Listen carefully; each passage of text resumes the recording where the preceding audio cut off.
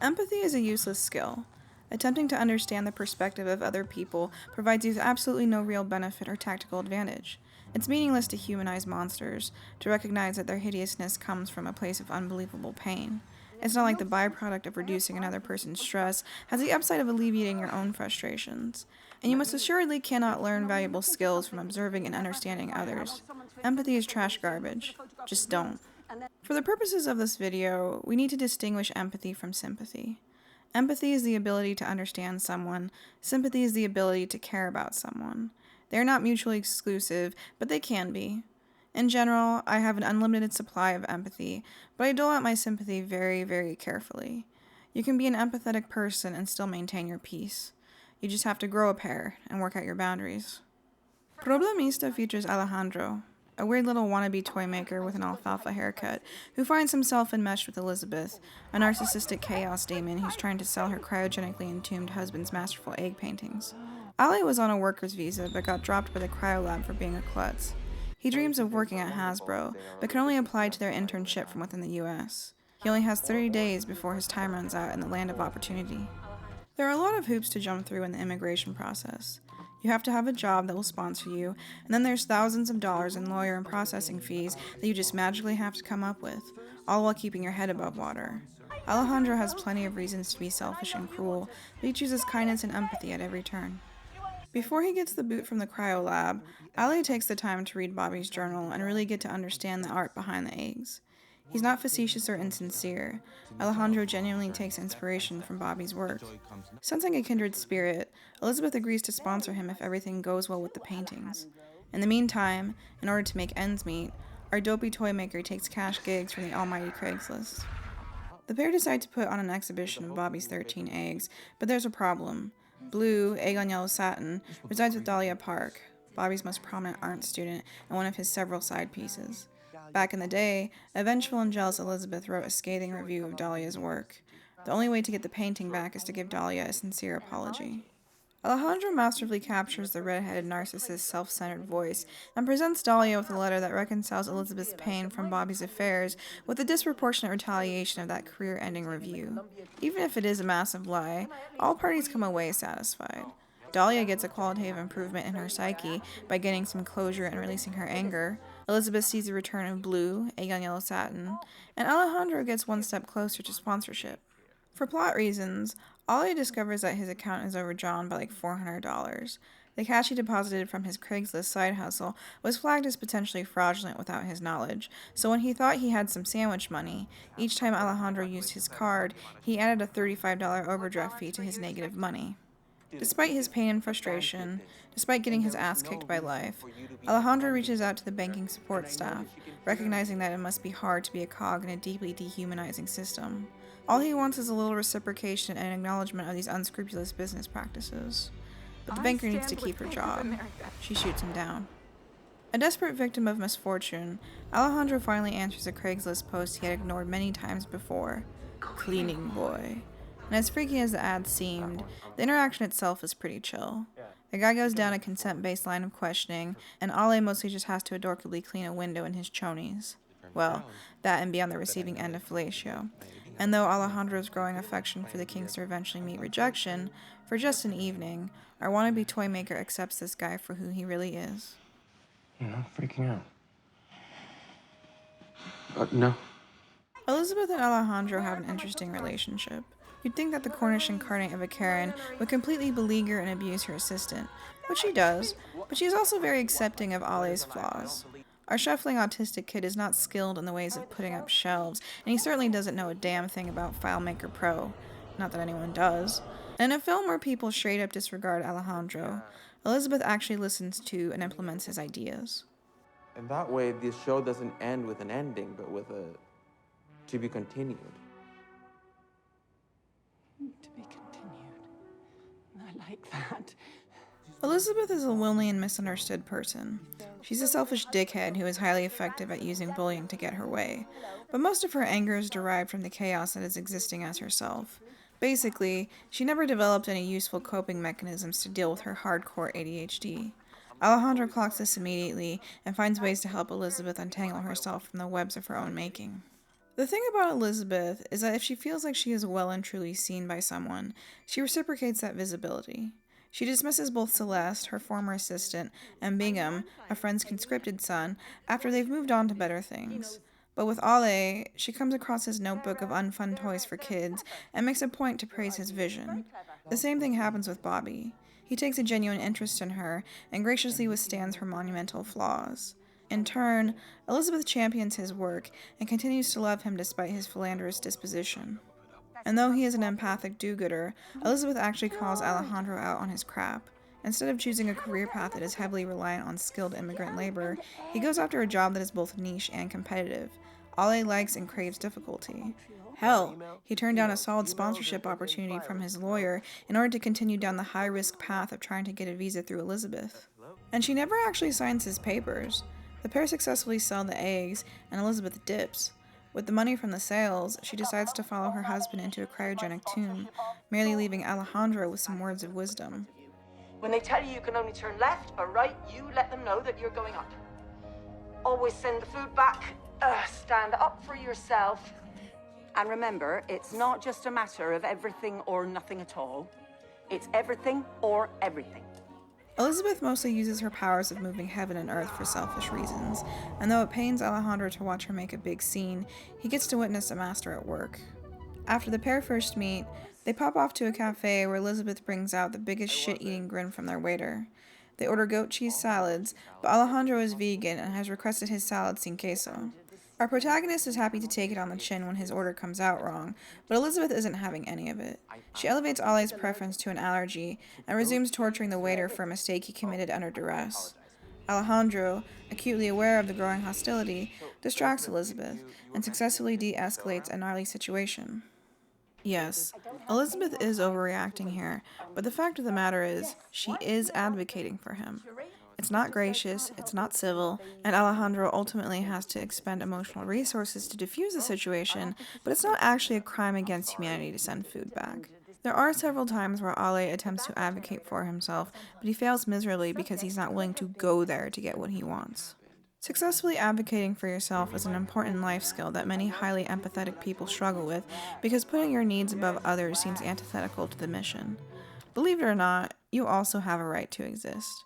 Sure, you don't want to take Elizabeth's ethos of constantly bludgeoning people to get your way, but tactfully deploying this skill with your best polite yet firm white woman energy can be a real boon in your journey through the underworld. It may even help you get your dream job. Yeah. So actually, I think this is what's going to happen. You are going to hire me, and you're going to put me in the Hasbro Talent Incubator Program. Warfare is kind of a miracle. It's a hardcore anti-war film that still plays with the classic tropes of the genre. We get the whole boys will be boys thing, a baby-faced young man struggling to mask his anxiety as well as the others, and the deep breathing at the core of our soldiers trying to assuage their distress. It also subverts those tropes by portraying the tragedy that unfolds when moving from point A to point B. That's right, our boys are on a mission to get back to base. And while yes, the focus and perspective of this film is from that of the US troops, the local Iraqis are not othered and villainized the way most Western propaganda likes to perpetuate. Our boys break into a family's apartment in the middle of the night. The family is held hostage in their own home, and we experience their terror as the events of the story unfold. Through the lens of a sniper rifle, we watch the locals go about their day in the square. Elliot here is trying to divine the baddies from the rest of the population, but the best he can really do is say, maybe the guy in the white shirt is possibly a potential threat. And then there's the dogshit treatment of the hired Iraqi soldiers from the US troops. They're constantly being told to take dangerous posts, and we can clearly see how reticent they are to do so. When Elliot gets mildly injured by a casually tossed enemy grenade, the hired locals are tasked with getting him to the Kasabek. And then an IED explodes, injuring 2 of our boys, killing one of the friendly Iraqis, and causing the other to abscond because fuck this shit. This actually makes the hostage situation worse, because once the family loses their translator, the horrific sounds and sensations of war really ratchet up a few notches as the heavily armed men yell aggressively in a foreign tongue. And while the Western forces treat the Iraqis like crap, that we bear witness to it, that the film ends not with our troops, but with the final few shots of the family reclaiming their now blood-soaked home and the insurgents coming out of their hidey holes, all of that speaks to the destruction that the U.S. military left in its wake. And the Iraqis with guns, they are there to carry out a jihad against the U.S. troops. The friendly conscripted local says as much. But does that inherently put them in the terrorist camp? To be clear, my ignorance on this topic is vast, and I could be very wrong about this, but I don't know. If a bunch of overpowered soldiers bearing 67 weapons each made a habit of arrogantly breaking into the homes of my neighbors and spraying my community with bullets, I might appreciate a homegrown, scrappy gang fighting back against that shit. These guys don't have armor or tanks, just guns and homemade explosives. They don't look state-sponsored to me. At the same time, the film doesn't blame our boys for being in this situation. This is a very humanist story, one that asks you to be empathetic to the people in these situations, but maybe not so much their governments. You know how Heart of Darkness is obsessed with rivets? Well, this movie is obsessed with the location of military gear. Guys, my shit is still in there. Where is it? I don't fucking know, dude. It's in there somewhere. Hey, my shit's in there too. After the enemy grenade goes off, Boss Man decides to blow a claymore upstairs and retreat downstairs because there's likely still enemies on the roof. Instead of jumping straight into a plan that prioritizes their safety, Frogman, Babyface, and Sam have to spend the next 12 hours rummaging around a dusty and dangerous room because the US taxpayer spent a lot of money on Elliot's bag of C4. On a conceivable level, I get that you don't want to be leaving a bunch of powerful weaponry for the opposition to repossess, but please explain why it is strategically sound to risk a man's life for a sledgehammer in a location cursed by bullets and dismembered human appendages. The US military doesn't care about its people, it cares about its things. So Andrew Callahan, the guy who gets along with and takes time to understand everyone across the political spectrum, the guy who humanized conspiracy theorists, the internet's empathic field journalist, totally got this film wrong. It's a really good movie, but it's borderline like valorizing the Iraq war veterans. Yeah, nah. What valor? We watch these guys gradually go through the 7 stages of dropping the facade of tough soldier manliness. 1. You build up a sense of entitlement, power, and camaraderie as designated by your social position. 2. You follow orders within the psychic safety of your kick-ass gear and give the grunt work to local allies so you don't feel like a pissant. Hey, downstairs, keep it fucking secure. 3. The looming sense of uncertainty, doubt, and paranoia creep in as you wait for your enemies to attack. 4. They attack, and you exchange gunfire. 5. Your attempt to safely evacuate 1 mildly injured man turns into 1 death and 2 severely injured guys. 6. You listen to the guys beg incessantly for morphine as they scream in pools of their own blood. 7. At this point, you're probably too tired, traumatized, and emotionally exhausted to continue to mask all of the emotions the military taught you to quell with the illusion of fancy training, equipment, and vocabulary. This is not a film where the cool and masculine sniper skills of our soldiers are rewarded by awesome precision shots of an enemy going down. In fact, the shooting in this film is less about talent and accuracy, and more about filling the sky with bullets as a defensive strategy. Skill-wise, the most impressive person in this story is Frogman, the comms guy. Not only is he playing a 3D game of location chess whilst providing backup, but he's the one who grabs Elliot and holds the fort down until the relief team shows up. Boss Man kinda just loses the plot after the IED goes off. What do we do? Yeah, we're still on Rock Kemper. These buys? I don't know. We're about 2 minutes out. We're looking at a coordinated attack. Give it to him. Frogman is not valuable because he's a manly combatant. He's valuable because he takes care of his boys. He's my favorite character because as much as he gives, and he really is the MVP of this troop, when the opportunity to get the hell out of Dodge presents itself, he takes it. He's a generous giver, but he has respectable boundaries. What can I say? Self-regulation is hella sexy. Despite what this gratuitous shot of Will Poulter suggests, this is not a story of heroism and military might. This is the story of a group of guys in a small community who get caught up in a really shitty situation. A situation that has nothing to do with their independent relationship to each other and everything to do with the political shenanigans of international warfare. Most stories that feature a villain either portray them as over-the-top psychos or give them a somewhat sympathetic storyline before the third act turns them into caricatures of their former selves. Not saying every bad guy needs some tragic backstory or whatever, but it's pretty rare for said plot line. God, these sentences are so fucking long, asshole. But it's pretty rare for said plotline to actually stick the landing through the denouement, and Bring Her Back executes it beautifully. Piper and Andy lose their dad from a mysterious shower incident and are then sent to live with Laura, your classic kooky Sally Hawkins mom type character. Except Laura is replete with loss. Her blind daughter Kathy drowned in the pool.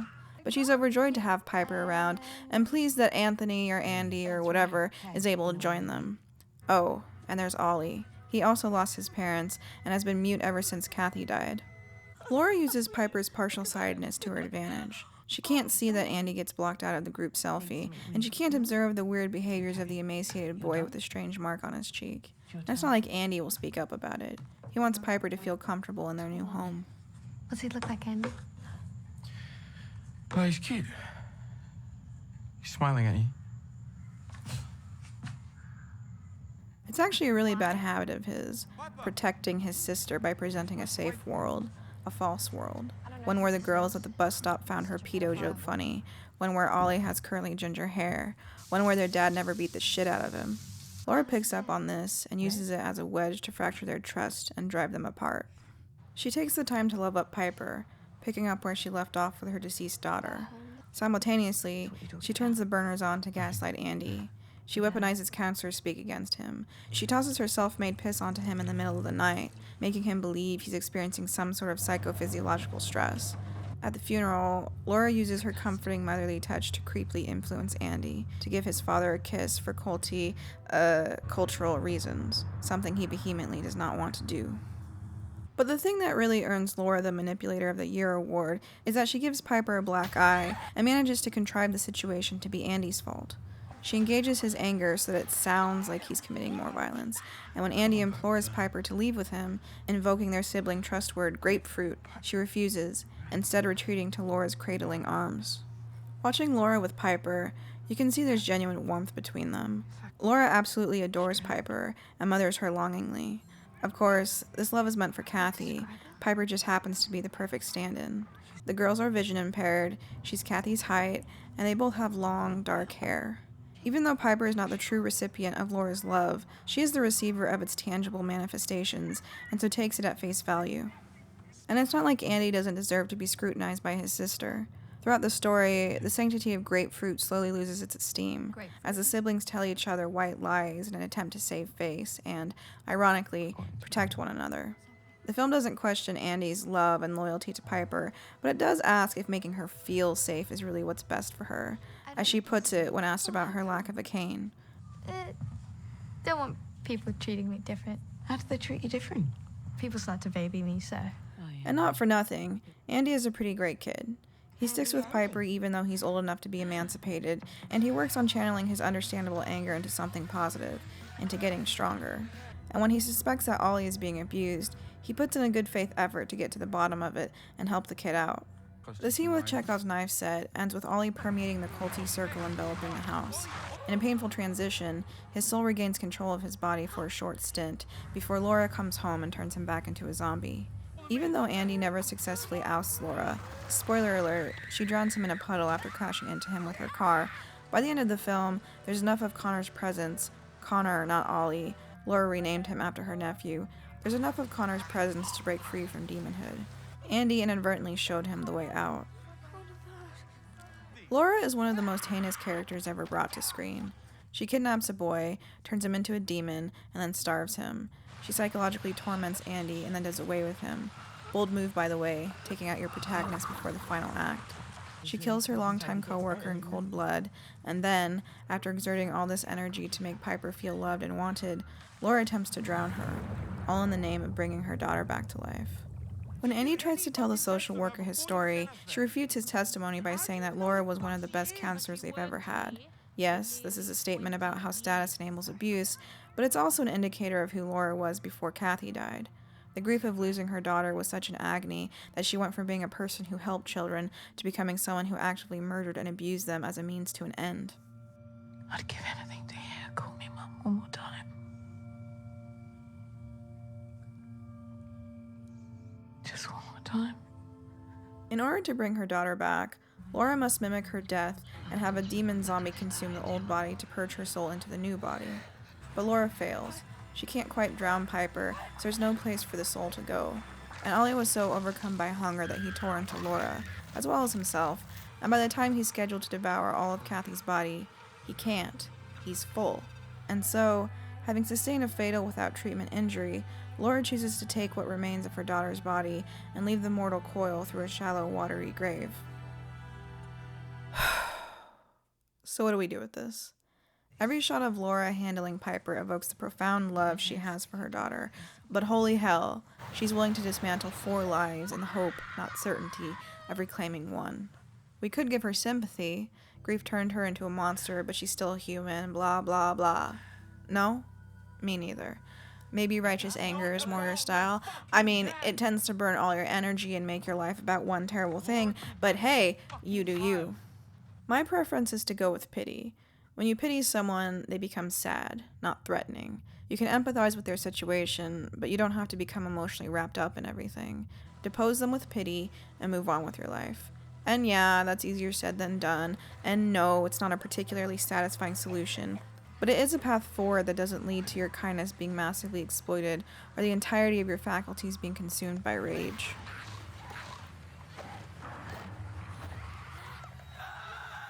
Anyway, feel free to lay waste to my half-baked thesis in the comments. It's okay, I understand. Bye!